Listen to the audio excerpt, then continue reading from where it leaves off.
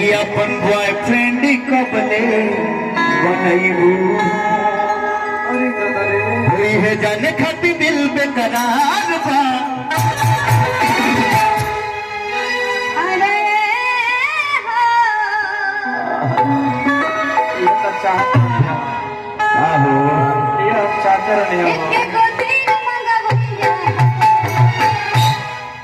हमारे भाई बोलेंगे चारे है ना चारे है ना भाई हर नंबर को बोला भैया तुझे जाने खाती दिल पे करार बा अरे ए हो का हो अरे हो अरे का हो एक एक दिल मनवैया हजार बार हाय हाय हाय हाय हाय पीछे पड़ा होगी बिहार ऐसे हो कि हमके पीछे तू कब ले घूमी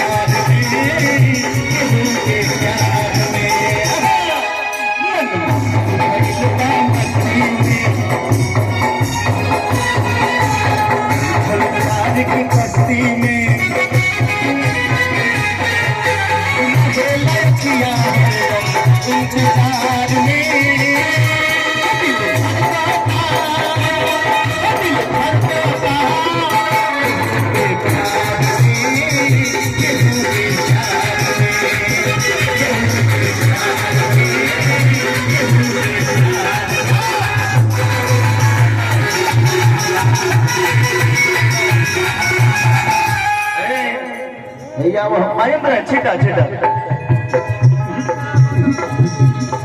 सबके छोड़ा ध्यान हमारा पता हो हमने के दिल अपन खुदा हो ऐसे घूरे के ना दिखाए सारे में कुछ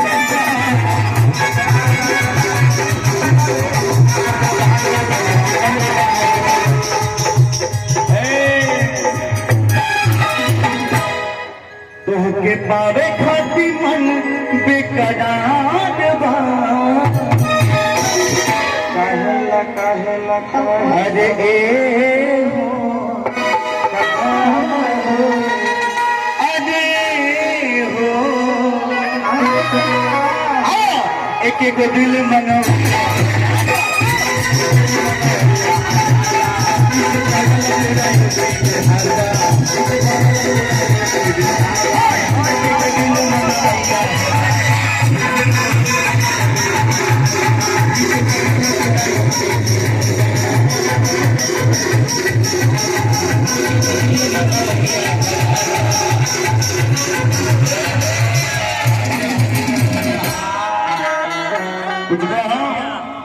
चाचा लोग खाते कुछ बढ़िया गीत भी सुना अच्छा गीत एक बाद वो गीत चाचा लोग खाते पुरनका जमाना गीत जो एक बार वायरल भइल बाबू सुना एक लाइन बोल लो ओकरा बाद हम सुनाओ हमरे तो नहीं लगता ऐसे बढ़िया है लोग के कुछ अच्छा लगे अरे हेलो हां एक लाइन ओकरा बाद हम सुनाओ मुखड़ा अंदर चलत रही तो ज्यादा बा पूरा पूरा ना क्योंकि आनंद दे दिए ले इतनी चटनी में आओ हेलो 3 लगा ले